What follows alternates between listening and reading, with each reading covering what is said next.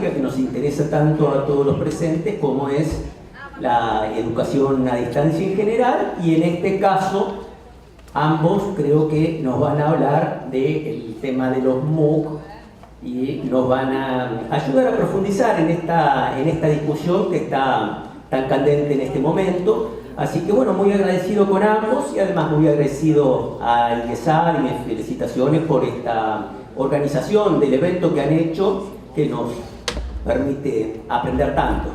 Así que bueno, primero hablaría el doctor García Aretio y después la doctora Chávez.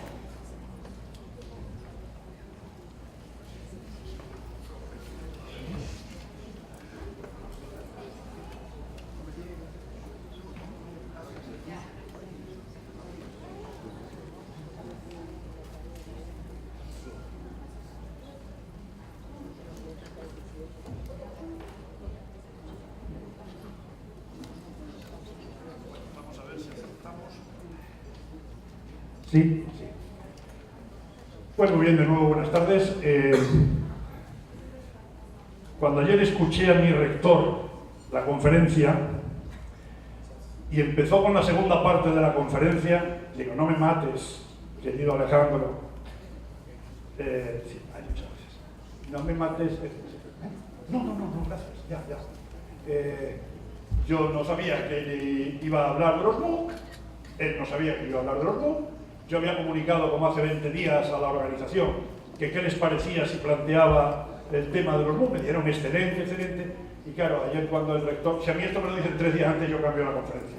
Pero ya no me era posible. Así es que siento que algunas cuestiones de las que el doctor Tiana les planteó ayer, yo voy a reiterarlas, lo siento de veras, pero ya no me daba tiempo a cambiar la presentación.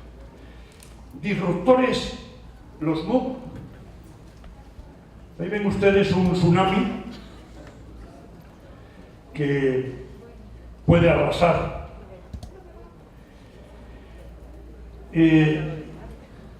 Yo les voy a presentar este esquema en el que me hago muchas preguntas, probablemente las mismas que se hacen ustedes y algunas más. Trataré de dar respuestas elementales, que las tenemos casi todos, al qué, al cómo y al cuándo de los MOOC, ni tan malos ni tan buenos. Me interesa mucho. Nos ponemos de acuerdo e investigamos sobre el tema, por lo que les decía antes en mi anterior presentación sobre las publicaciones científicas. ¿Son disruptores los MOOC? A ver, sobre esto les tendría que decir algo, pero lo vamos a dejar para el final. Las preguntas. Miren, va a haber un bombardeo de preguntas ahí en la pantalla que no pretendo ni que ustedes las lean porque probablemente ni les dé tiempo. Pero aquellas que pillen y que las lean seguramente van a pensar, como yo, que ustedes también se hacen esas preguntas. Vean, preguntas sobre los MOOC. ¿Lo tienen claro ustedes? Pues hay demasiadas y posiblemente no muchas respuestas a tanta pregunta. Ahí las tienen. Que no son realmente, nacieron por generación espontánea, son cursos, son masivos, son abiertos, son verdaderamente flexibles, son rígidos, tarea única, poco accesibles, masificados, son educación a distancia, son e-learning. ¿Qué metodología emplean? La misma pedagogía con nuevas tecnologías. Son realmente metodologías, son tecnologías. ¿Cuál es la relación entre el MOOC y el conectivismo? ¿Qué tipos de MOOC existen? Basados en tal, hay una serie. ¿Quién o qué tipo de institución proporciona? ¿Se basan en principios pedagógicos? ¿Siguen algún modelo? ¿Son eficaces y eficientes? ¿Son un fraude? ¿Gratuitos para los estudiantes y para las instituciones, para los profesores? ¿Cómo se financian? ¿Pretexto para recortar la financiación a las universidades? ¿Son sostenibles o rentables? ¿Alternativa o complemento a la formación tradicional? ¿Desaparecerá la universidad? ¿Son para ello una amenaza? ¿Solución a la democratización? ¿Están exigiendo replanteamientos radicales? ¿Pueden quedarse como modelo adecuado? ¿Ayudan a la globalización y universalización? ¿Pueden replantear un modelo de negocio? ¿Y la colaboración entre universidades del mismo diferente país? ¿Qué papel puede reservarse a los nuevos MOOC? ¿Pueden existir universidades? Bueno, vaya. No, es que de verdad les aseguro que hay más. Hay más. Pero es que es verdad que yo me planteo esas preguntas. y te las planteas porque reflexionas sobre ello o porque lees la literatura científica o menos científica que se está generando en los blogs, en las redes sociales, en los artículos científicos, en la serie de monográficos que están saliendo en las distintas revistas. Yo antes les he anunciado el monográfico que viene ya en Riel, pero tenemos en revistas de nuestro entorno 2 monográficos que están saliendo, la revista Comunicar y otra que dirigí yo con anterioridad, que está en JCR, la revista Educación 21 de nuestra universidad, está sacando ahora mismo un monográfico sobre MOOC. Es decir, que tratando de dar respuestas a estas, a otras, pero que son cuestiones que están ahí y que para algunas seguro que si hiciésemos aquí un brainstorming ya teníamos la conferencia resuelta. Yo ya me paro y decimos, bueno, venga, a ver, ¿a qué pregunta se le ocurre responder? Si es que la tiene claro en alguna de ellas, o si es que podemos establecer el debate, o si quieren nos quedamos con una y ya terminamos la sesión, tratando de dar respuestas a esa pregunta. Miren, 2 perspectivas totalmente contrarias han venido para destruir todo lo que teníamos, como el tsunami que destruye y después sobre ello se vuelve a reconstruir. Son simplemente una innovación que plantea unas propuestas de creatividad en educación como jamás nunca se vieron, rompiendo o sin romper. Son un engaño que el marketing nos ha estado vendiendo, pero que realmente de eso no hay mucho y estamos... bueno, la imagen pues ahí está, tiene su qué, ¿verdad? Nacieron, pero esto se va a disolver como dándole con una cucharilla unas cuantas vueltas, esto va a quedar en nada, ¿no? Pues yo que sé, bueno, mire, yo les plantearía esto, el no y el sí. Si me dicen, oye, ¿y tú cómo? Pues hombre, yo creo que porque nacieron así, porque a mí me ilusionaría que siguiesen así, deben ser propuestas abiertas. El MOOC no es una plataforma, un gestor de conocimiento, el LMS de toda la vida, de muchos años. Es una concepción, es una idea, es un marco. Bueno, no es una, son más de una, ¿verdad? ¿Es tecnología? No, yo creo que los MOOC utilizan la tecnología, que algunos lo ven como una tecnología, es la tecnología de los MOOC. Bueno, son rígidos, yo creo que deben ser módulos flexibles. Mera adaptación se está haciendo en muchos lugares. Este curso que lo dábamos en no sé qué, le pegamos 3 pinceladas, hacemos 3 vídeos cortos. MOOC, hemos lanzado un MOOC, ese mismo curso que teníamos, o realizados ad hoc. No quiere decir que lo anterior no se pueda hacer si se hace bien, y de hecho se está haciendo en muchas situaciones. ¿Solo tecnología o los planteamos con bases, con principios pedagógicos de cómo llegar a esos aprendizajes utilizando una determinada didáctica, una determinada forma de transmitir, proponiendo modelos de aprendizaje? ¿Es un reemplazo de lo que veníamos haciendo o es un complemento a lo que veníamos haciendo, en concreto desde las universidades? Vean ustedes, creo que diré algún apunte posteriormente, pero ese complemento a la educación formal, a los sistemas formales, por ejemplo, a los grados, a las licenciaturas, a los másteres, pues mejor, parece que refuerzo y complemento son novedad, moda, o realmente utilizándolos bien pueden suponer una auténtica mejora de los aprendizajes. Esto es la solución de todos los problemas de la universidad, del mundo mundial. Bueno, yo creo que podrían llegar a ser parte, algo de esa solución, una novedad más, o puede ser de verdad un revulsivo a una conciencia universitaria adormecida. Quizás volvamos sobre ello. Me parece que no es un algo más, porque jamás se ha escrito tanto en tan poco tiempo sobre una innovación que llevamos haciendo en estos 3 años que vienen dándonos largas a través de toda la literatura con los MOOC. Ahí está, bueno, en esto es que no me paro nada, ¿no? Las 4 palabras mágicas de la denominación de los MOOC. Y claro, ya nos hacemos ahí las preguntas. Oye, masivo, ¿qué es masivo? 100, 100.000, ilimitado, ¿qué es lo de masivos? Globalización, democratización.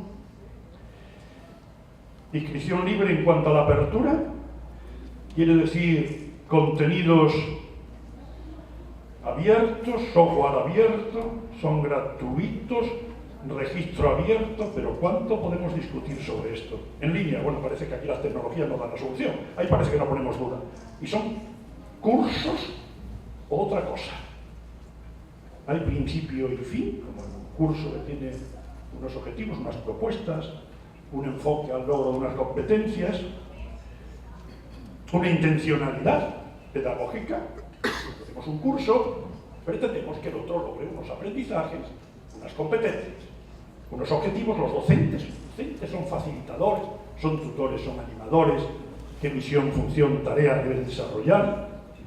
Y sobre la evaluación y la acreditación, que todo curso parece que exige, bueno, pues son 4 términos que han conmovido o removido las propuestas educativas de nuestra última, iba a decir década, de nuestros últimos 3 años.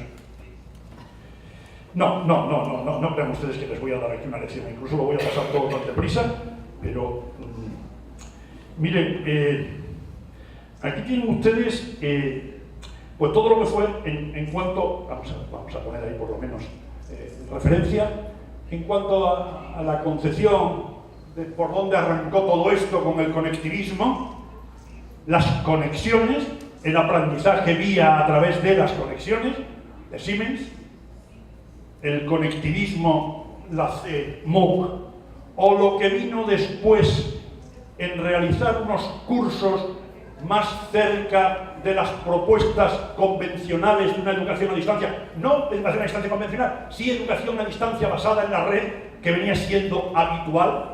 Hacemos estos X MOOC, como más parecido es la clasificación clásica, bueno, clásica, fíjese, hablo de clásica, pero estamos hablando de 3 años prácticamente. Según la centralidad, hay otra propuesta, según la centralidad, basados en conexiones y redes, basados en tareas, basados en contenido. Los mixtos, blended, empieza aquí a funcionar también. Aquellos que son cortos, no son masivos, pero es que hay más posibilidades. Y ustedes lo saben, aquí hay una propuesta de CLAR del año pasado, de no hace demasiados meses, que hace esta propuesta de clasificación. Quizás en la primera, el transfer, que habla de cursos existentes, lo que decíamos antes, que se transfieren a MOOC.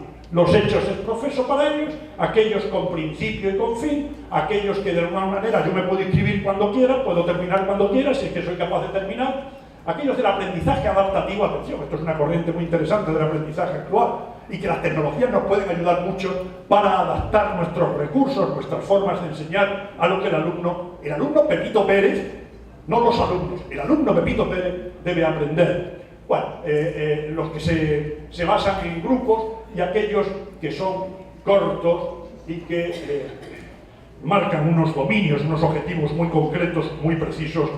Y miren, si quieren, pues juegan ustedes a clasificar. ¿Por qué no se reúnen algún trabajo, algún grupo que quiera trabajar sobre estos temas y ven posibles propuestas distintas de MOOC según ese grado de apertura, de estructura, de participantes? Cada cosa tiene su qué. Yo me podía detener en cada una de ellas. ¿Qué estoy queriendo decir con ello? Pero pueden ustedes buscar ahí unas tipologías de MOOC que ustedes las quieren centrar en función de cuánta interacción van ustedes a proponer, cuánta tecnología, cuánto de evaluación auto por parte del alumno, o va a haber hetero, o va a haber coevaluación, cuántos tipos de certificados, etc. Vean ustedes ahí que hay una serie de criterios con los que también pueden jugar. Bueno, como resulta que los que más han vendido han sido estos que les estoy poniendo en la pantalla, ¿verdad?, basados en las grandes plataformas y consorcios, pues tampoco me detengo ni un segundo. Este es un esquema de un MOOC clásico, que no es evidentemente conectivista, que está más centrado en lo que vienen siendo los MOOC habituales,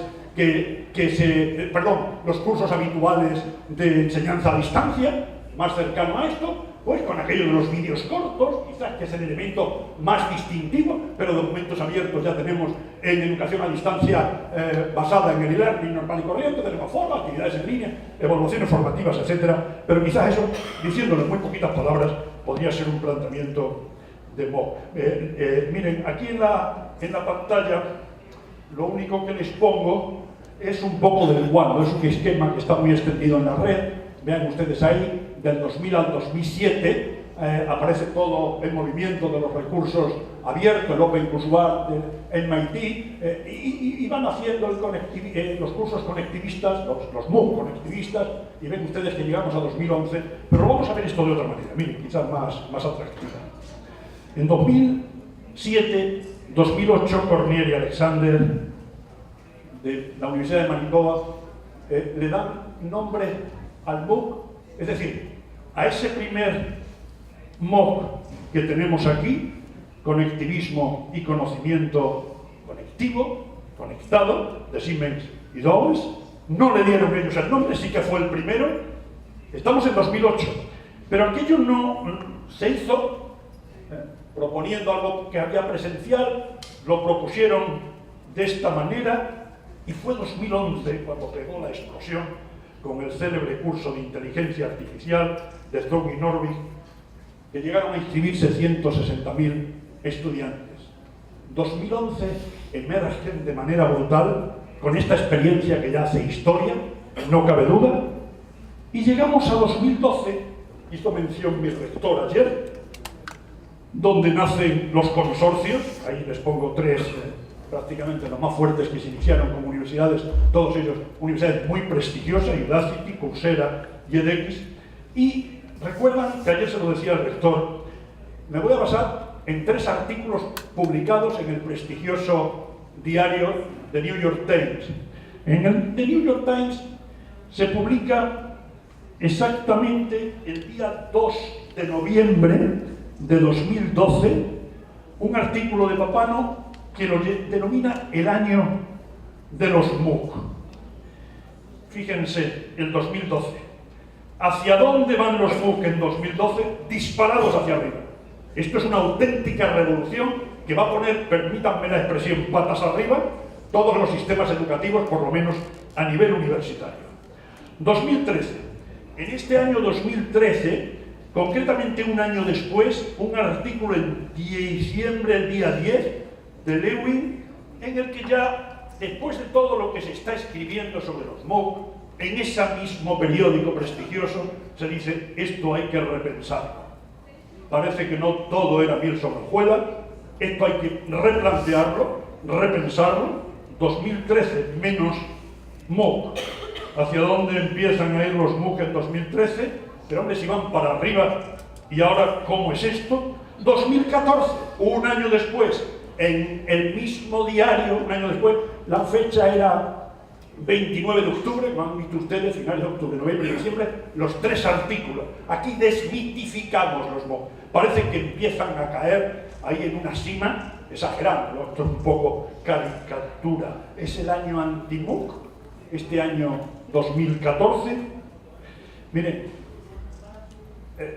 podríamos decir, en uno de los elementos que más se ha destacado en los MOOC, aquello de la democratización del libre acceso a la educación de las clases más desfavorecidas en los países más necesitados. Esta investigación, este gráfico se publicó en ese último artículo que yo les he comentado del The New York Times, y ven ustedes, en fin, por sí solos, quienes están siguiendo en una investigación con muchos cuestionarios, ¿desde qué países? Los principales, ¿qué titulación? Ese acceso para las clases más desfavorecidas, tenemos ahí doctores, tenemos máster, tenemos, digamos, licenciados, profesores con altos, ciudadanos con alto nivel de estudios. Bueno, pues a lo mejor hay que desmitificar. En África, ¿cuántos? En África, para que llegase ese MOOC que está hecho con visión, por ejemplo, norteamericana, para Nigeria. Bueno, me parece que la diapositiva habla por sí sola. ¿Qué va a pasar el año que viene?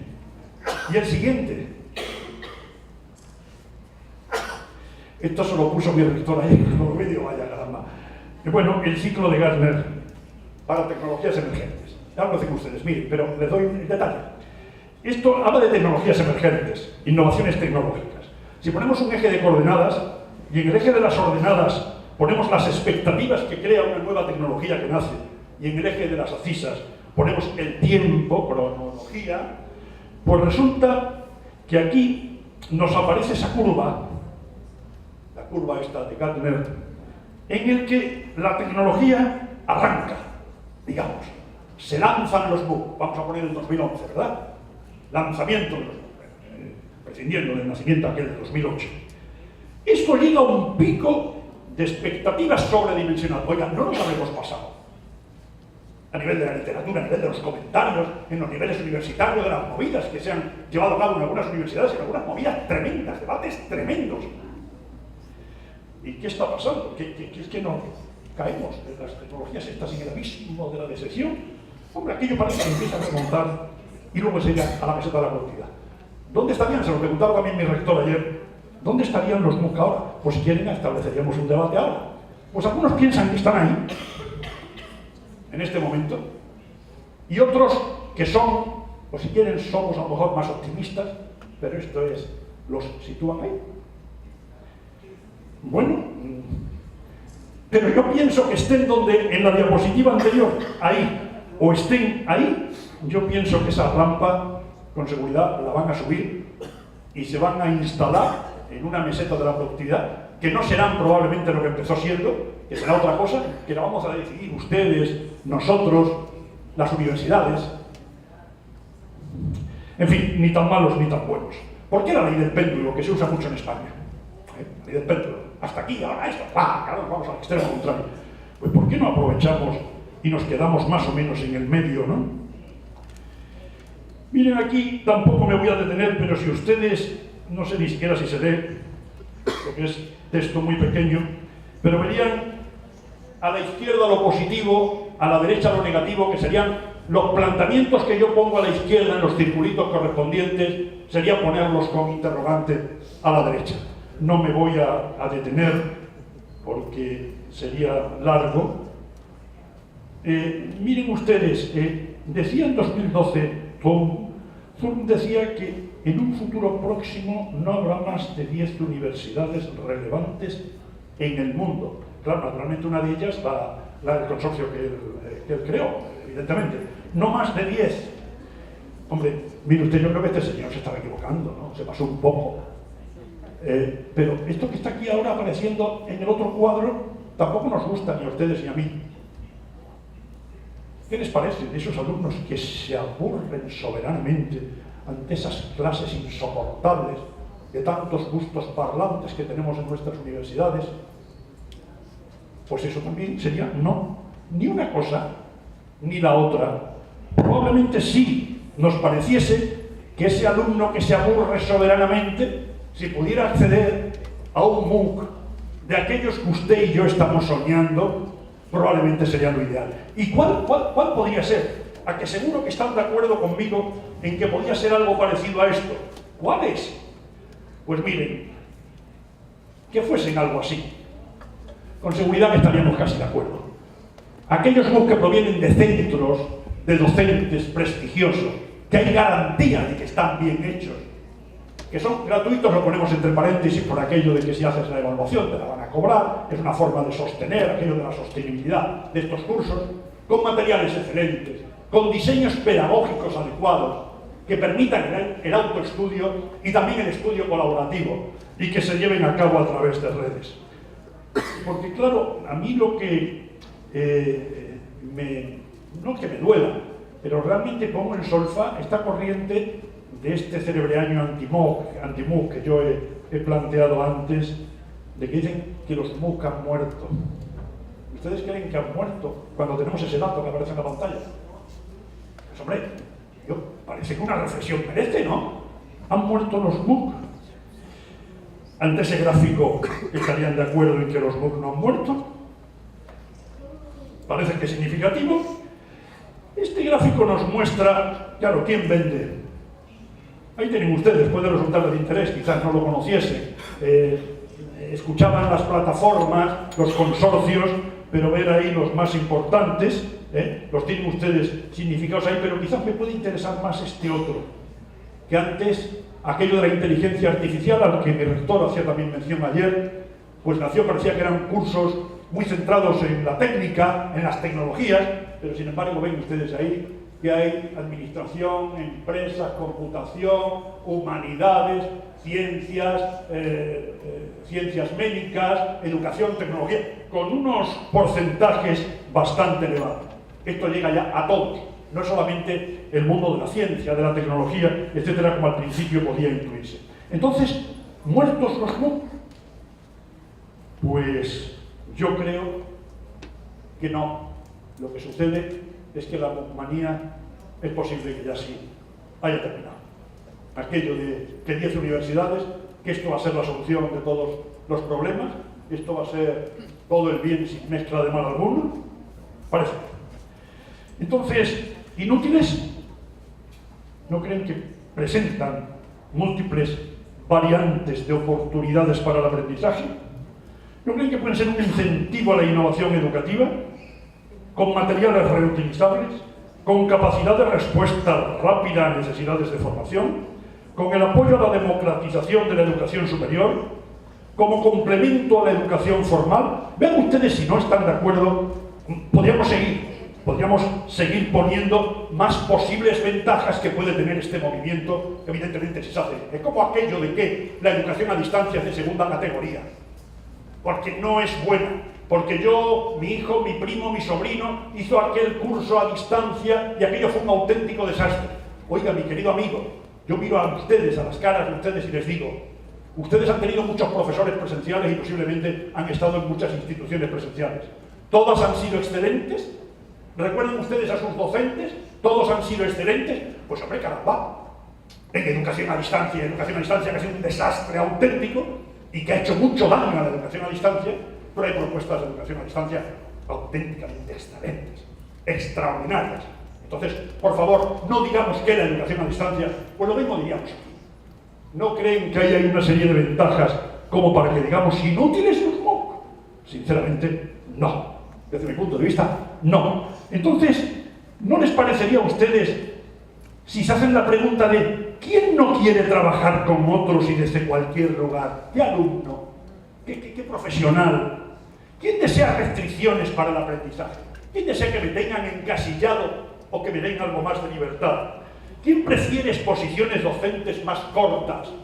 Porque la atención de nuestros estudiantes en esta sociedad digital, no solamente de los jovencitos, ya cada vez más, no aguanta demasiado tiempo ante un mismo proceso de desarrollo intelectual, cognitivo, etc. La atención es corta. ¿Quién aborrece estudiar gratis? O lo ponemos entre paréntesis, si quieren ustedes, pero ¿quién aborrece eso? ¿Quién no desea estudiar en prestigiosa universidad? ¿Quién no quiere aprender de relevantes docentes e investigadores? Hombre, si nos hacemos esas preguntas, no es lo que se hablaba antes de que va a ser la solución de todo, pero ciertamente nos aporta. Bueno, 4 campus. Parece que dicen algo esas universidades. Se hicieron en los MOOC. Parece que son universidades relevantes, que no son las de usted y la mía. Son universidades muy prestigiosas. ¿Van a transformar la universidad? Los MOOC, como se llegó a decir. Ahí lo van a dudar. Pero en estos segundos aparece ahí no lo van a dudar. Es Internet quien está transformando la universidad, quien está transformando la medicina, quien está transformando nuestra sociedad. Es Internet el que nos está obligando a nosotros como docentes a hacer las cosas de manera distinta. Quien nos está obligando a nosotros como aprendices, como discentes, como personas que participamos en procesos de formación, nos están cambiando nuestras formas de aprender, nuestras formas de acceder al conocimiento.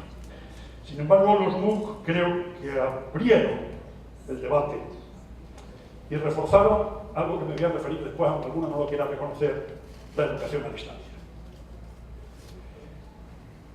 Yo creo que son interesantes.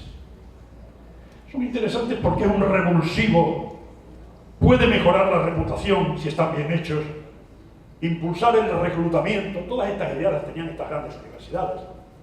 Les podían llegar a interesar. Algunos continuarían o se inscribirían en los grados, en los estudios normales, reglados, prestar un servicio público masivo, menos masivo, ganar en agilidad y flexibilidad, mejorar la capacidad tecnológica, posiblemente transformando, ya lo decíamos antes. Miren, aquí me gustaría ya pararme, detenerme y decir, esta debía de haber sido mi exposición. Pero se lo dejo ahí, porque hay dos pantallas como esta. Y me gustaría, porque estoy hablando a un grupo de investigadores, yo al docente universitario no lo concibo docente universitario si no es investigador. Así como una universidad, yo no la consigo universidad si solamente se dedica a la docencia. Pero en la universidad tenemos que producir, generar conocimiento y después también hacer una docencia de auténtica calidad. Investigamos sobre todo eso, sobre cuestiones básicas de los MOOC, sobre cuestiones metodológicas, evaluación de los aprendizajes, sobre docencia, sobre el perfil de los participantes para que apuntemos mejor en el foco de nuestra acción, sobre la calidad, sobre la duración, sobre las relaciones universidad-MOOC, los soportes tecnológicos, el mundo laboral, empresarial y los MOOC, los tipos de investigación. Tendríamos todo ese catálogo, que yo les podría a ustedes detallar y desglosar aún más de campos que nos interesa investigar para que podamos avanzar. Bueno, ya termino con esta última parte, con esta exposición, los MOOC disruptores. Yo creo que en esto van, como ustedes todos que están aquí son amantes de la educación a distancia, son amantes de estos formatos no presenciales de enseñanza y aprendizaje, los MOOC han venido por generación espontánea, surgieron como ese iceberg que yo he dibujado, esa imagen que les he puesto ahí, yo no sé dibujar, generación espontánea los MOOC, o ha sido una evolución, una revolución,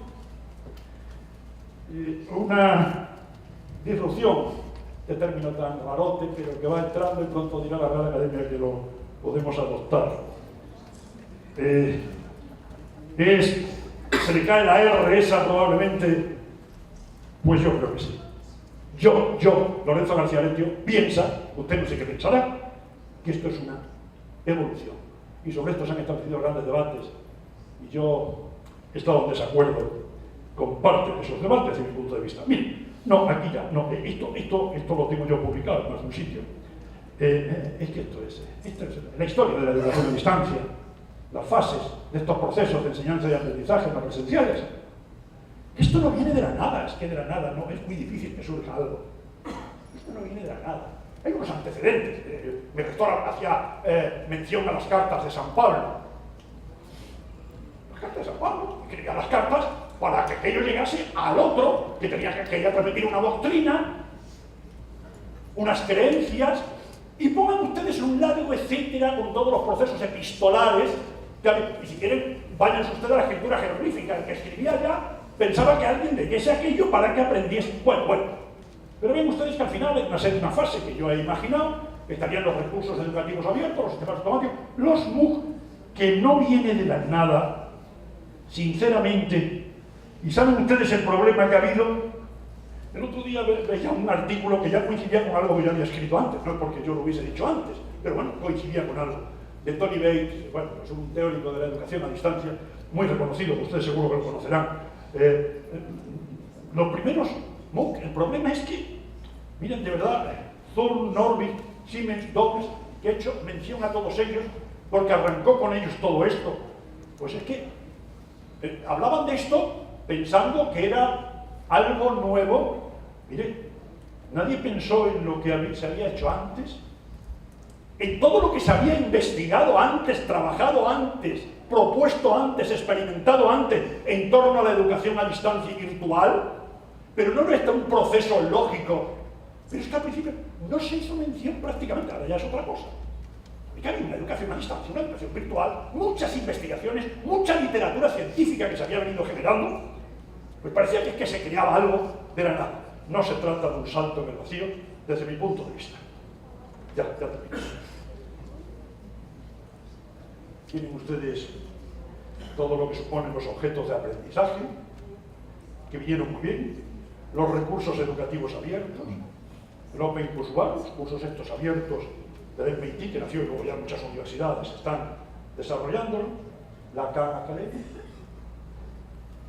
las licencias Creative Commons, como algunas de ellas, y estos son precursores, igual que la enseñanza por correspondencia, la enseñanza audiovisual, el e-learning, la web 2.0, los MOOC. Que no se ha caído esto de allá y ha venido de golpe y resulta que aquí no habíamos hecho nada. Todo lo que llevamos trabajando en esto tanto tiempo prácticamente se nos ignoraba. Miren, pues todo eso está ahí, y todo eso no es ni más ni menos, desde mi punto de vista, todo ello no es ni más ni menos que educación a distancia. Denomínenla ustedes como quieran, todo esto entra ahí, sin lugar a dudas, entra ahí. Entonces, es la educación a distancia la disruptora. La innovación disruptora de Christensen de 1997 habla de ese producto nuevo que nace y que sustituye a lo que había antes. Como ya no tengo prisa por terminar, tecnologías disruptoras son esas que están ahí. ¿La ven ustedes?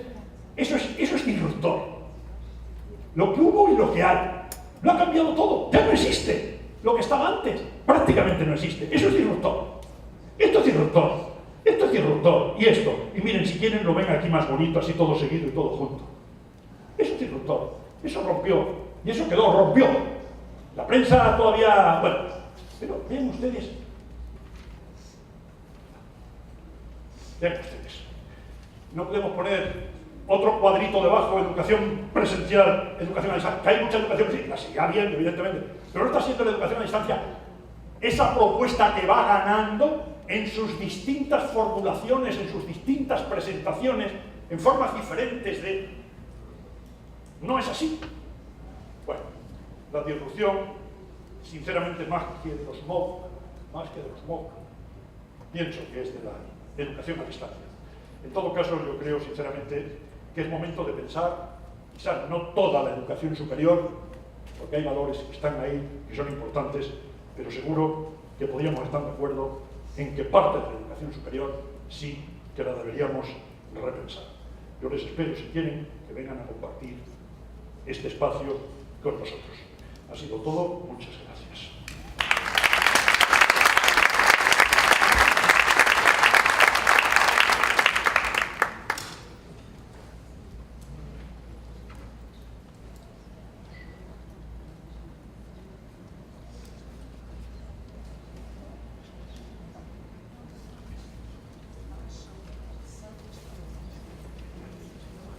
Bueno, para seguir, después de esta excelente exposición y panorámica, ¿no?, con una visión muy completa de lo que sería no solo el debate, sino las posibles posturas que pudiéramos tomar frente a los MOOC. Yo debo decir que el grupo de trabajo en el que yo me encuentro es un Instituto de Gestión del Conocimiento y del Aprendizaje en Ambientes Virtuales de la Universidad de Guadalajara, en México. Nosotros nos colocamos justamente entre los críticos, o sea, podríamos decir que desde hace un poquito más de un año veníamos trabajando con una serie de argumentos.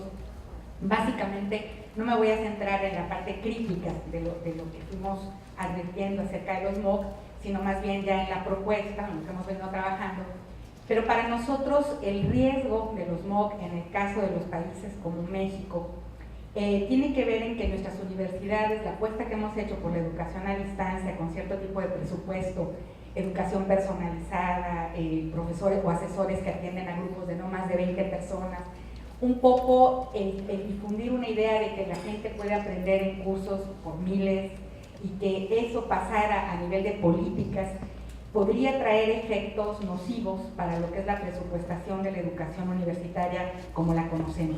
Eso ha sido un poco nuestra advertencia, es decir, si caminamos por ahí, ya tenemos un ejemplo de universidad masiva a distancia en México, que es gratuita, que se está llevando buena parte del presupuesto, y las universidades que hacemos educación a distancia de grupos pequeños, atendiendo personalizadamente, de pronto empezamos a tener problemas para justificar por qué nosotros queremos hacer una educación personalizada, basada en proyectos en la que los estudiantes van trabajando uno a uno de acuerdo al desarrollo de sus competencias, etc.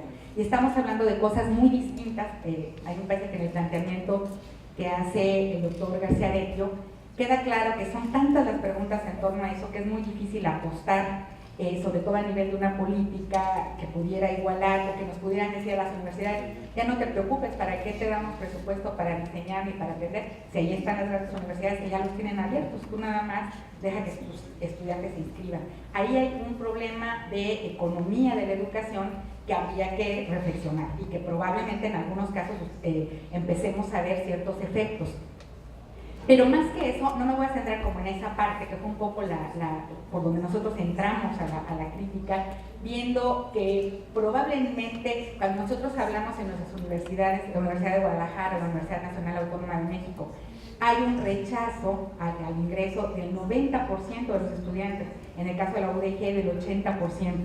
Cuando hablamos de que la matrícula tiene que crecer y que de pronto se vean que hay propuestas masivas de formación, pareciera que a veces es muy tentador el pensar que se van a poder atender a ese 80% de estudiantes que no ingresan a las universidades a través de este tipo de cursos. Es un poco a lo que nosotros hemos venido atendiendo y discutiendo, o sea, qué riesgos hay en que esa sea la lógica en la que pensemos la presupuestación de la educación a distancia de las universidades que lo estamos haciendo de otra manera. Entonces, desde ahí llegamos a una propuesta, no pensando justamente en la masividad por la masividad, sino que quisimos centrarnos en una propuesta a la que acabamos llamando COOL, por sus siglas en inglés, tratando de centrarnos en dos preguntas. Me parece que cacho dos preguntas de toda la gran cantidad de preguntas hechas por el doctor Garciaretio. Yo diría, ¿cómo aprovechar la apertura y la masividad para fomentar el aprendizaje en colaboración? Es decir, ¿es posible hacer eso? O sea, ¿es posible que aprovechemos esos atributos para hacer algo distinto a lo que hacemos en el aula? ¿Cómo aprovechar los entornos y herramientas colaborativas online para formar en competencias clave del siglo XXI en las que estamos muy centrados o tendríamos que resaltar la colaboración? Estamos muy de acuerdo en que la inspiración de los primeros que un poco esta frase que se debe a Gauss, cómo trabajar una experiencia conectivista abierta, distribuida, social y compleja. O sea, nosotros nos hicimos esas preguntas, revisamos el modelo, sobre todo el modelo Coursera, que como muy bien lo expone el doctor Garciaretio, tiene esos elementos que vimos en pantalla, que son muy estructurados, esta cuestión del video, los foros, etcétera. Y decíamos, eso podrá llamarse experiencia conectivista, abierta, distribuida, social y compleja, y decíamos, la mayor parte de los cursos que hemos visto y revisado no nos parece que cumplen con eso, sino que son básicamente modelos en los que las personas pueden aprender. Yo he estado ya en varios cursos y me ha encantado lo que aprendo. O sea, yo puedo decir que individualmente la gente puede aprender mucho, si se queda dentro del curso y lo termina, y aunque no se quede, aprende mucho. Pero una cosa es aprender como individuo, otra cosa es aprender colaborativamente, y esa parte es la que nos hemos cuestionado más. ¿Qué tanto es colaborativo el que entremos al foro y platiquemos qué hicimos? O sea, eso no es colaborativo, o sea, desde el punto de vista de lo que nosotros nos estábamos planteando. Y quisimos centrar muy claramente en estos atributos, es decir, primero queremos, y por eso se llama COOL la propuesta, por eso queremos que partamos de un concepto de colaboración al centro. O sea, ¿qué es lo que más nos importa? Que la gente colabore, que aprenda a colaborar y que el curso sea, en esencia, colaboración. Por otra parte, que sea abierto, por supuesto. Y eso no quiere decir solamente que se puedan inscribir cualquiera o todos, sino que la apertura sea una condición del aprendizaje en términos de entornos abiertos, que podamos ir a otros entornos, que no nos cerremos en una sola plataforma ni en una estructura rígida, ¿no?, como modelo. Que sean, por supuesto, en línea. Y el aprendizaje, más que decir curso, para nosotros lo importante es aprender. Decíamos, no vamos a hablar de cursos en términos de cuántas etiquetas, ¿no?, cuántas insignias vamos teniendo para poder acumular una serie de créditos, ¿no?, ya logrados, sino básicamente qué aprendemos o cómo la experiencia se constituye en aprendizaje de algún tipo. Si pensamos en esos atributos, lo que nos empezamos a razonar, ¿qué requeriría el atributo de colaboración? Que se hubiera tareas colectivas, porque muchas veces los MOOC lo que tienen son tareas individuales. La gente lee, la gente ve los videos, la gente resuelve un problema y luego comparte lo que ya resolvió, pero no es muy claro que en los cursos se trabaje juntos para resolver algo. Eso es mucho menos factible, además por el volumen, cuando estamos hablando de miles de personas. Promover conexiones, hacer que las experiencias en colectivas, que el desarrollo del trabajo individual sea un elemento básico para aportar al grupo en una segunda fase del trabajo. La apertura, que se puede ingresar en cualquier momento, que se avance al propio ritmo, porque muchos de los MOOCs son muy cerrados finalmente en términos de tiempos. Aunque la gente pueda entrar después y den cierta laxitud, finalmente hay fechas, hay entregas, o sea, no es tan abierto. O sea, desde el concepto que manejamos de educación abierta, realmente no es tan así. Entonces, lo que nosotros decíamos es, abrámoslo a que haya estructura lineal, más bien, una estructura no lineal, o sea, o recursiva, que se puede entrar por cualquier parte del curso, que se haga al ritmo, que no haya temporalidades tan cerradas, que se puedan aprovechar los recursos abiertos, por eso hablábamos de entornos abiertos y no solamente lo que haya en plataforma, y trabajar desde esa lógica. En línea, por supuesto, aprovechando múltiples lenguajes, virtualizando las competencias que se pretenden desarrollar, o sea, tratar de que la gente haga el contenido, o sea, produzca y integre al MOOC, no solamente vea lo que hay en el MOOC, los contenidos ya producidos, sino que sean aportadores de contenido. Diluir, en ese sentido también, tiempo y espacio, lograr permanencia y asincronía. Y en el caso de la experiencia, obviamente centrado en eso, en el autorreconocimiento del aprendizaje que se va logrando y en estos tipos de lo que es hiperaprendizaje, ¿no? Sentir que se ensancha a través de los entornos abiertos, que se aprende con los otros y que por supuesto hay en buena medida un aprendizaje autogestivo. Voy a pasar entonces a hacer esa fusión entre estos atributos que nosotros empezamos a ver de lo que para nosotros sería un modelo ideal y alterno a lo que habíamos visto, o sea, lo que habíamos estado trabajando, y ver que entonces, de acuerdo a estos autores, las capacidades para el nuevo milenio son estas que ustedes tienen a la izquierda, no son todas las que estos autores manejan, pero yo quería resaltar estas en particular.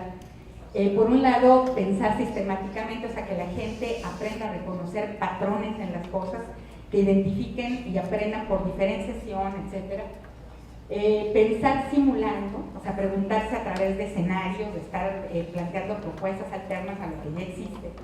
Prosperar en medio de cambios, retos e incertidumbre. A mí me encanta una frase que tiene que ver con eso, que justo es de Moravec, relativo a los nómadas de conocimiento, que dice que la gente debería aprender a trabajar en cualquier parte, en cualquier momento y con cualquier persona, ¿no?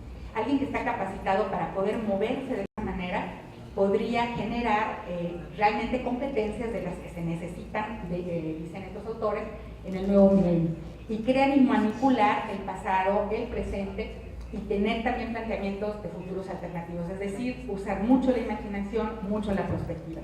Y todo esto tiene que ver con el tipo de cosas que se pueden hacer cuando estamos hablando de masividad, y lo vamos a ver en un momento más. Y en este sentido, las actividades colaborativas, lo que intenta esta tabla es plantear cómo a cada uno de esos tipos de competencias del nuevo milenio se puede, de alguna manera se puede responder desde los cursos colaborativos abiertos y masivos, porque se pueden hacer cualquiera de las cosas que se están planteando ahí, ¿no? Como tipos de ejercicios. Es decir, ¿por qué si lo que podemos hacer masiva y colaborativamente puede trascender el ver videos, contestar preguntas y platicar en foros, por qué no vamos más allá de eso y podemos hacer cosas como configurar nubes entre todos, hacer mapas, cadenas problemáticas, trabajar con agrupaciones de coincidencia, utilizando todas las herramientas de procesamiento del conocimiento, de ontologías, etcétera, que ya podemos tener en la red. Graficar el propio conocimiento y el saber de todos para que se puedan ver qué pensamos, cómo pensamos y de ahí sacar otras conclusiones. Entonces, bueno, nos dimos a la tarea, aquí hay otras capacidades, digamos, no los quiero cansar como leyendo todo, pero fue como el tipo de razonamiento que fuimos haciendo. Para poder lograr competencias de este tipo, o sea, sobre todo de mucha flexibilidad, de que la gente pudiera adecuarse, imagínense un juego, incluso lo llegamos a hacer algunos experimentos con una dinámica que los pedagogos conocemos bien, que es como que hacemos un círculo exterior, un círculo interior. El juego es girar, imagínense que con la persona que te toca tienes que hacer una pregunta y contestar el otro. Cambia el tiempo, vuelves a girar, te toca con otra persona. Nuestra idea era un poco esa a la hora de pensar en una plataforma. ¿Cómo hacer algo en lo que las personas, no importa con quiénes estén, puedan resolver algo en un día, 2 días, o hasta en 1 hora o en 2 horas, que no importe tanto el tiempo, sino el hecho de que resuelvan la tarea los que están en esa cámara en ese momento y puedan pasar otra cosa. Entonces, nuestra idea de plantear retos o desafíos podría tener que ver con cualquiera de este tipo de cosas. Lograr soluciones a problemas, plantear alguna innovación, digamos, en metodologías, estrategias, enfoques o procedimientos a algo, lograr reunir expertos que pudieran contestar en algún momento a estos grupos trabajando en problemas, demostrar comparación de contextos culturales, justo por la diversidad que puede dar la masividad, obtener la conformación de una red, realizar eventos virtuales, etc. Bueno, hay muchas cosas que podrían ser organizadas o trabajadas por grupos que están trabajando en colaboración. Y los tipos de productos grupales en los que estuvimos pensando, bueno, tienen que ver, pueden hacerse narraciones colectivas, wikis, bitácoras de navegación en colectivo, nubes, mapas grupales, mapas de redes desarrolladas, relatorías, etc. El listado que ustedes ven ahí. ¿Cuál es el enfoque? Decir, si vamos a trabajar colaborativamente, los productos deben ser colaborativos y la enseñanza es, o la experiencia, de trabajar colaborativamente. Entonces ese es el énfasis en lo que hicimos como propuesta. Y de alguna manera pensar que cualquier producto puede ser colectivizable, es decir, yo puedo hacer un blog individual, pero en el momento en que todos lo comentan, se vuelve del colectivo. Puede haber productos mediáticos comentables, los videos en YouTube, o sea, que de hecho ya se dan así, en los entornos abiertos eso sucede y la gente se pasa el tiempo comentando, aprendiendo y comentando, ¿no? Sean artículos de revistas, los blogs, etc. Entonces, ¿cómo poder hacer eso? Relatorías después de lo que sucede y de lo que se discutió, porque muchos de los foros se quedan abiertos al infinito y uno entra y ve 200 comentarios acumulados, ¿no? Cadenas de 500. ¿Quién realmente ha podido participar en un foro o sea, realmente, ¿no? Empieza con ganas, pero después, bueno, es una cantidad que es imposible, ¿no? Entonces, este tipo de cosas, ¿cómo poder sobrepasarlas con una propuesta que pudiera dar para eso?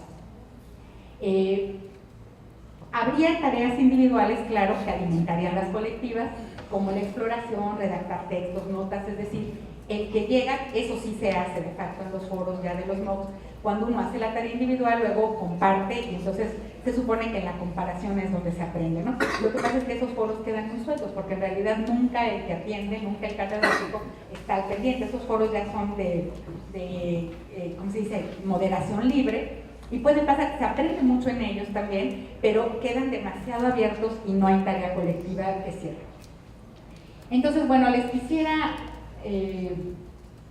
pasar, digamos, a partir de estos razonamientos, por ejemplo, en el caso de la masividad, nosotros nos planteamos qué tipo de datos podrían tener, por ejemplo, significado para aprender de algo en donde lo que interese sea votar, ¿no?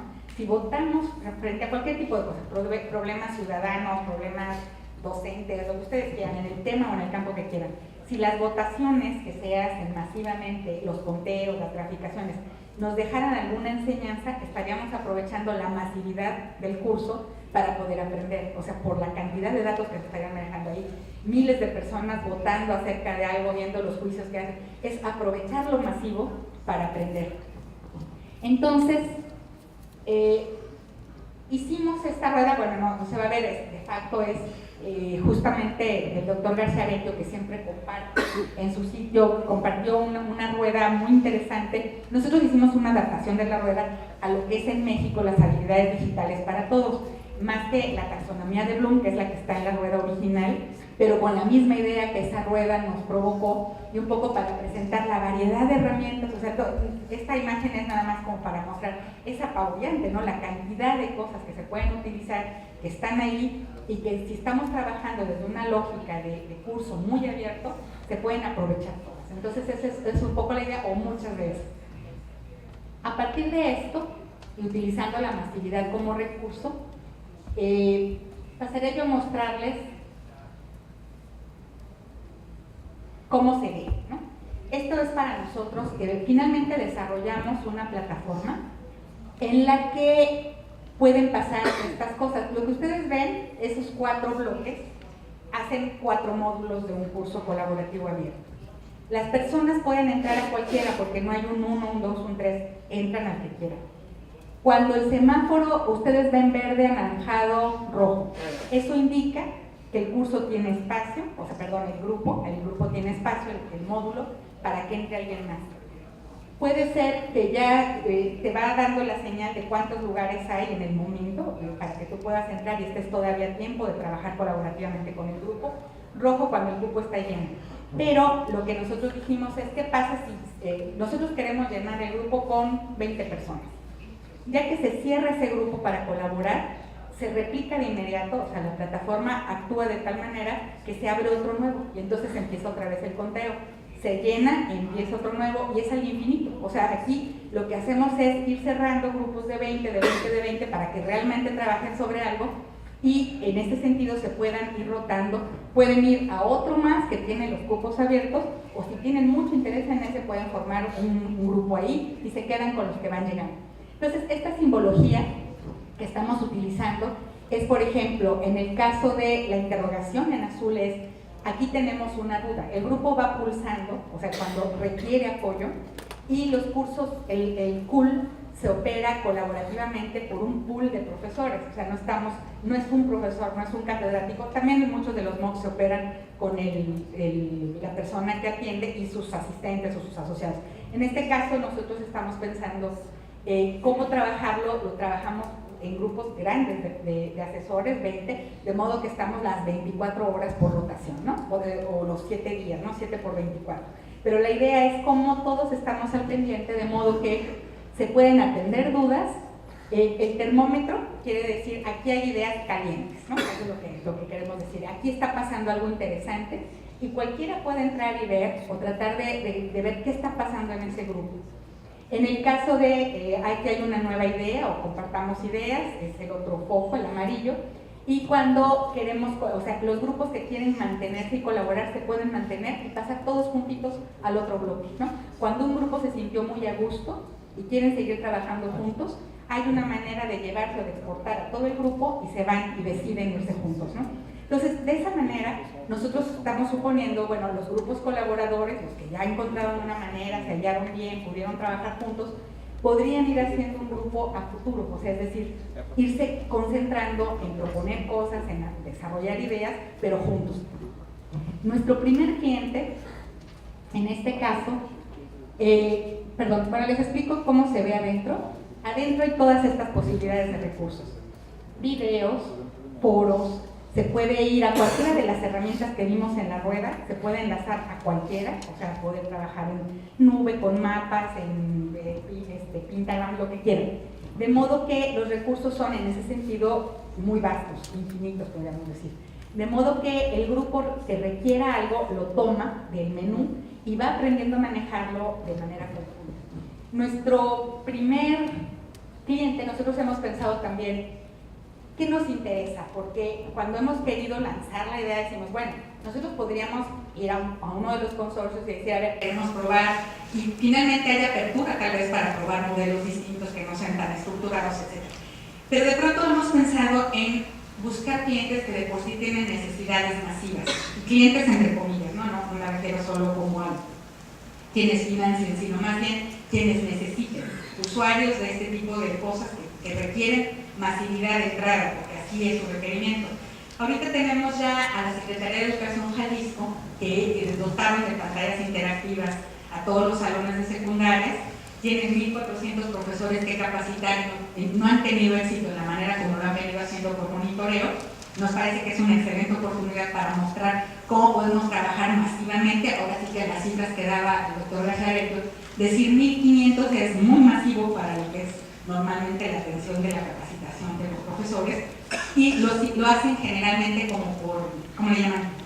Por monitoreo, ¿no? Forman a 100, luego esos 100 a otros 100, pero entonces es como, ya decimos en México, teléfono descompuesto, ¿no? Cuando llega hasta abajo la capacitación ya se deformó, ya no es lo mismo. Entonces pensamos que esto puede funcionar y estamos ahorita ya en la fase del desarrollo de los módulos, para poder trabajar con esos 1,400 profesores, considerando las habilidades digitales para todos, pero desde el punto de vista de las pantallas interactivas. Nuestros módulos van a ser los juegos interactivos, el uso de los móviles y la pantalla, la interacción móvil y pantalla, y las cuestiones que tienen que ver con exploración tipo enciclomedia, por supuesto, trabajo colaborativo en grupos y más.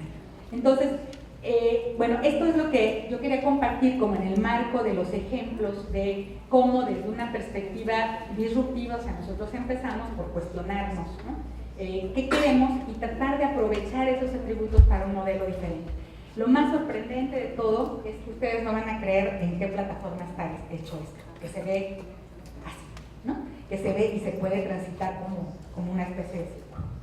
¿Alguien sabe qué es eso? ¿Perdón? Es un Moodle, sí, claro. O sea, es bastante simple y Moodle nos da posibilidades de replicación. No tuvimos, o lo que tuvimos que hacer fue meternos a ver qué otras posibilidades tiene esa plataforma para poder hacer las cosas que queríamos hacer. Queríamos irnos muy atrás y de pronto nos dimos cuenta que con eso lo podíamos lograr y lo que sí hubo que añadir a Moodle son todas las señales. Las señales no están, son una contribución en todo caso del grupo para poder ver lo que es trabajo en colaboración. Entonces, bueno, esta es la propuesta y pues muchas gracias.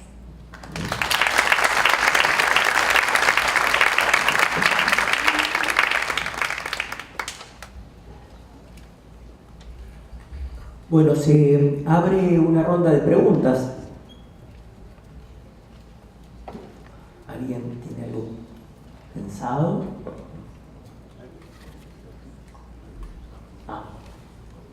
Sí. Sí.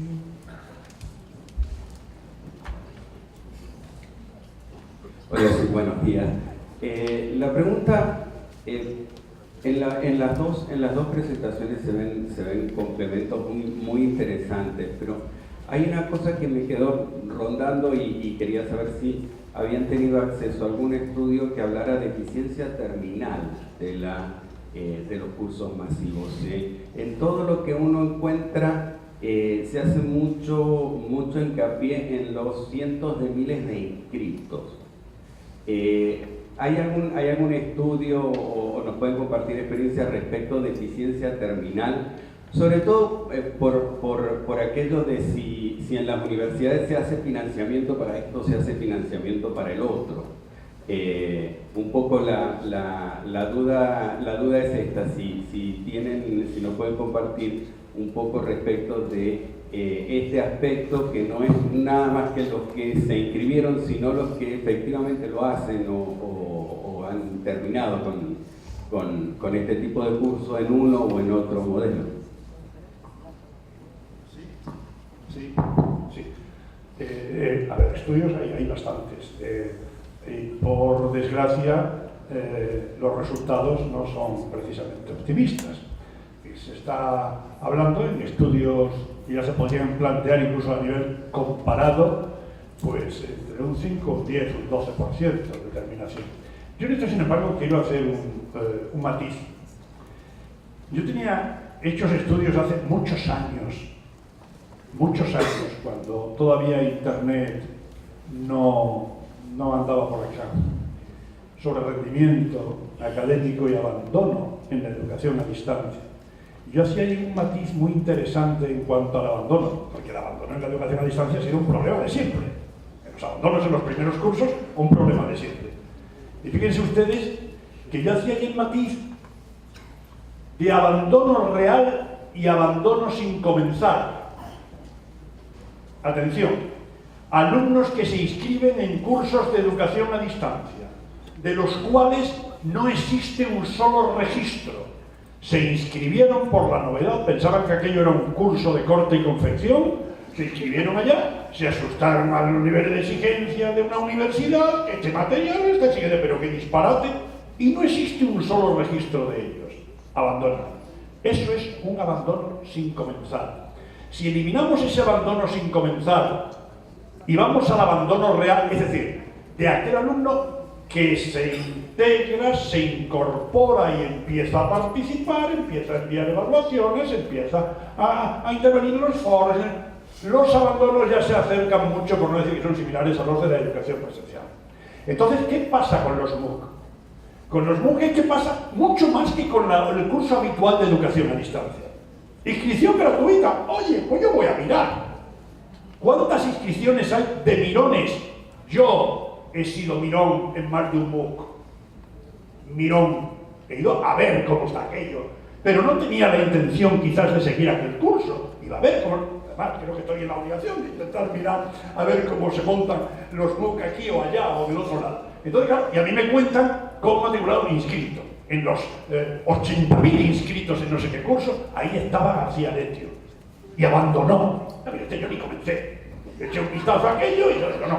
O sea que entonces, había que hacer. Y claro, ese estudio yo ahora mismo, seguramente habrá, está publicando constantemente, está saliendo literatura ya de investigaciones científicas, antes mencionaba los monográficos que están saliendo, claro, no, ni leo todo, ni sería capaz, ni sería imposible. Y seguramente ya, si consultamos revistas científicas, vamos a bases de datos reconocidas, ya estará saliendo algo de esto. Pero yo quiero dejar claro el matiz de que es importante que distingamos, por lo menos para no echarnos más tierra sobre nosotros mismos. Nosotros, gente de la educación a distancia. Yo quizá quería dejar ese matiz, pero es importante la pregunta que has hecho, porque nos da oportunidad por lo menos de contestar esto. Yo quisiera comparar con los estudios que se hacen en la educación a distancia convencional y que es muy alta la deserción, y normalmente lo que hemos encontrado en estudios realizados en el caso del sistema de universidad virtual es que la gente abandona porque tiene vidas complicadas. Las personas que de por sí no estudiaron, que están haciendo educación abierta a distancia, justo porque no se pudieron escolarizar, tienen vidas complicadas, ya son padres de familia, tienen padres mayores, ellos mismos tienen a veces problemas de salud. Hay muchas cosas en las que hay factores y todos los estudios, los que hemos hecho nosotros al menos y comparando con otros que se han hecho en otros lados, hablan de eso. Sí, de los datos que nos presentaba el doctor García Letio, hay un elemento que se veía por ahí que tiene que ver, por ejemplo, con los perfiles de quienes entran, y a los MOOCs entran personas que ya tienen formación, incluso de licenciatura, son gente ocupada. O sea, eso también es parte, además de lo comentado, ¿no? ¿Otra pregunta? Sí. Gracias.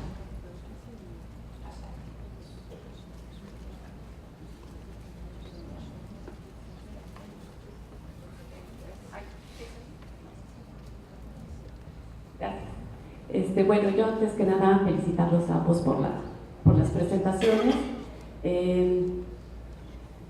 Me gustó mucho la presentación de Lorenzo y de tratar de poner o sea, yo sí siento que pasa con los MOOC que por su propio peso se van a ajustar en el punto en el que debe de ser, ¿no? O sea, creo que el pico que tomaron hace un año, hace 2 años, viene enfocado con la novedad y efectivamente mucha gente se inscribió sin ni siquiera saber a qué se estaba inscribiendo. Y estaban esperando lo mismo que en un curso a distancia tradicional, ¿no? Y con la experiencia, con el tiempo, van tomando el lugar que les corresponde y entonces, pues no puedo más que estar de acuerdo con la presentación que hiciste, Lorenzo. Y con María Elena, me gusta mucho la presentación y la propuesta de lo que están haciendo desde la reflexión de lo que tendría que ser la parte colaborativa y trabajada desde la masividad, ¿no? Entonces aquí mi pregunta concreta es, decías, sería fácil acercarse hacia un consorcio. Podríamos tener en determinado momento un tipo de asociación, o sea, de trabajarlo desde un MOOC, porque efectivamente yo creo que una de las carencias que se presentan en los MOOC de repente es cómo puedo organizar trabajo en equipo. Y no lo ofrecen, ¿no? Y se les pregunta a la gente de Coursera, se les pregunta a la gente de Myriada, y no está considerado trabajar en equipo. Entonces, por un lado, ese discurso de tener, de fomentar la colaboración, cuando en realidad las herramientas tampoco están contemplando que se trabaje esa parte de la colaboración, ¿no? Y entonces se tiene que recurrir a herramientas externas para que ayuden a trabajar esa colaboración. Sí, definitivamente sí. O sea, nosotros creemos que todo lo que se puede experimentar es bienvenido, ¿no? Nosotros estamos ofreciendo como un primer acercamiento. Seguramente vendrán muchos más y entre más pudiéramos aportarle a qué cosas se pueden ir montando aquí, desde qué mirada, nosotros encantados. Así que, por supuesto, todos los que lo quieran usar, gracias. Hola, mi nombre es Irene Silva. Yo quería hacer, solo un comentario y una pregunta respecto de cuando hablamos de porcentaje de deserción en educación a a distancia, a veces nos olvidamos también de los volúmenes, ¿no? Es decir, que hablamos de porcentajes y no es lo mismo si tenemos grupos más pequeños que cuando estamos hablando de MOOCs, que estamos hablando de millones de personas, ¿no? Porque que certificar al 5% a lo mejor hace una diferencia. Pero yo quería hacer una consulta, a ver si hay algún estudio sobre la diferencia que hay en este tipo de cursos masivos cuando son, cuando no tienen plazos, es decir, esos que llaman self-paced, y los que son con plazos muy estrictos, porque entiendo que ahí la tasa de deserción tiene que ser muchísimo mayor y ahora sé que hay un debate sobre esas dos modalidades, ¿no? Creo que también el que alguien pueda hacerlo a su propio ritmo permite la posibilidad de que haya más colaboración, porque los MOOCs que son con plazos es una carrera en donde es muy difícil sacar tiempo para colaborar y para conectarse con una cantidad razonable, ¿no?, con la que se podría hablar. Esa era mi pregunta, gracias. A ver, sí. No, parece que se ha pasado, sí. Ya. Sí, esto está, entiendo yo, en el término restricciones versus apertura. Y esto pasa en los MOOC, esto se ha planteado en cursos de enseñanza abierta y a distancia. Es decir, hasta dónde la apertura. Uno se puede inscribir en el curso cuando quiera, uno puede terminar el curso cuando quiera.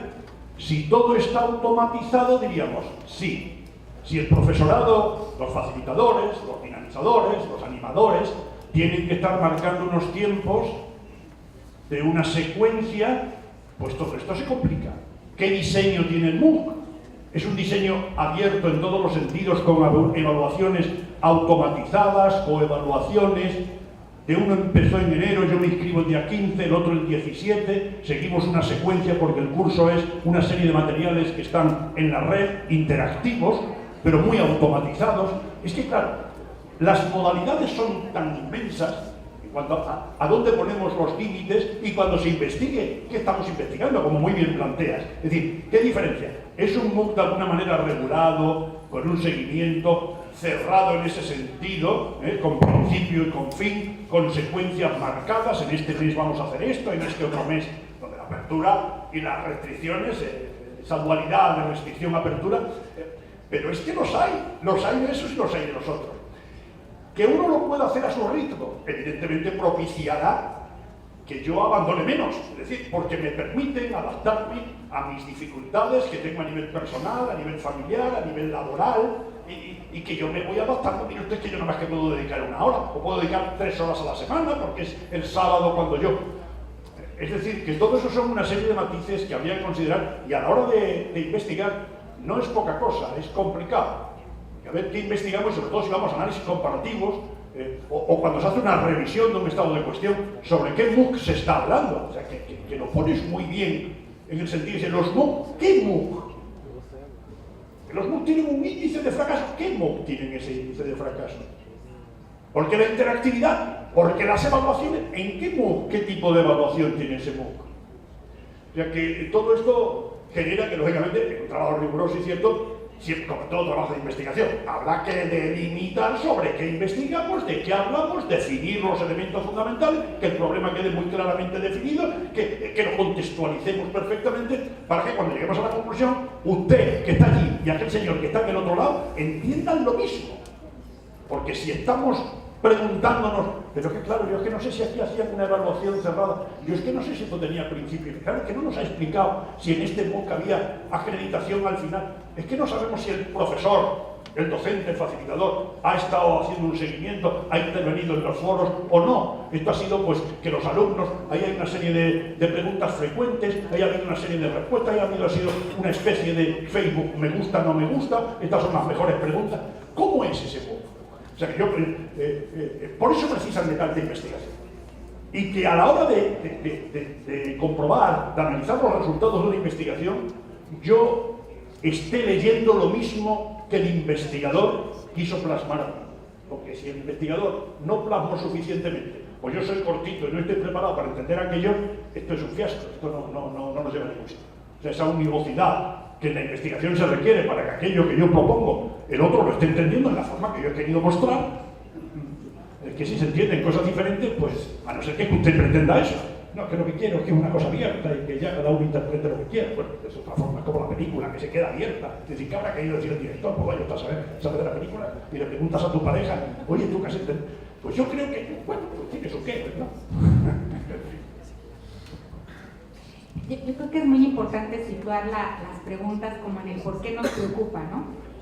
Por ejemplo, de los artículos que se han publicado en torno a este tipo de estudios, se dice, por ejemplo, si de un MOOC de 26,000 desertan 20,000, pero 6,000 pagan su certificado, para la institución es buenísimo, ¿no? Pero entonces, ¿desde dónde nos preocupa? Por ejemplo, en el caso que yo doy, si mi cliente tiene 1,400 profesores, pero los 1,400 deben ser capacitados, yo necesito deserción cero, ¿no? Entonces tengo que cuidar a esos 1,400. Entonces, eso es como parte de lo que uno tendría que preguntarse. Me preocupa lo masivo, en términos, por ejemplo, de popularidad de algo que se coloca en la red. No nos conocían, ahora tenemos a 20,000 que entraron. Es buenísimo aunque se hayan salido, si de lo que se trataba era de que nos vieran, ¿no? De que fuéramos visibles. Entonces, como hay tantas intenciones, es muy difícil juzgar, ¿no? Finalmente, ¿a quién le importa la eficiencia terminal? O sea, es una cosa bien relativa, ¿no? Déjame un matiz, por favor. Mira, ayer, no, miento, antes de ayer, me llevaron a visitar un centro de CEDERC en la misma falda de la favela más importante que hay en América Latina. El Bello de Punta. Educación a distancia pegada a esa realidad de ciudadanos de grupos tan desfavorecidos y un centro de formación allí. Y me hablaba la subdirectora. Y lo claro es que a nosotros nos importa, ¿y qué índices de éxito de graduación? Nos importa que la gente se acerque aquí, que venga, que trate de empezar. Entonces cuando se está hablando de la eficacia o de la eficiencia, digo, no terminaron el MOOC. Claro, otra pregunta sería, ¿pero hubo algún tipo de beneficio? Pero mire usted, yo es que no conseguí el grado, ¿no? Pero yo he estado interviniendo, he estado leyendo, he estado viendo, visionando una serie de vídeos, claro, ahí hay otro beneficio muy difícil de medir, porque claro, esto es muy difícil de medir, pero si hay un beneficio como estos de las favelas, que no se graduaron, pero hicieron 3 materias, un curso, no la aprobaron, pero estuvieron cerca de una realidad educativa, de formación. A mí, como soy una persona que me he dedicado a la educación a distancia y me apasiona la educación a distancia y veo desde hace muchísimos años las posibilidades, cuando voy a esos sitios, y en este caso hace 2 días, a un centro ubicado allí donde estaba ubicado, yo siento un orgullo, yo me siento de feliz, digo, esto es lo que venimos, entre comillas, predicando sobre la educación a distancia de tantos años. Esa función social, esa posibilidad, ese beneficio social, pues hombre, mire usted que los MOOC seguro que aunque no sea en esa investigación que se hace, que dicen 10% de cuántos, como muy bien ha planteado, de cuántos, pero y ese otro 20% que se acercó, que no culminó, pero que hizo un seguimiento de participación, que estuvo allí, o a lo mejor ni siquiera, fíjate, ni siquiera apareció ni hubo registro, pero leyó, escuchó, vio, participó de una forma más o menos pasiva, fue un lector no activo en intervención. Las distintas modalidades de participación que hay en las comunidades virtuales, que ustedes las conocen bien. Bueno, ¿cómo se miden esos beneficios? Yo no sé ahora mismo cómo se miden y no voy a entrar a hacer un análisis, pero esos beneficios están ahí y a mí eso es lo que de alguna manera me llena y me llega a emocionar, como les decía antes.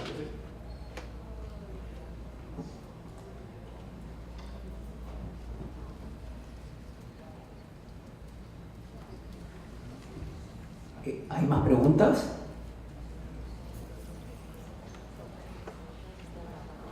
Bueno.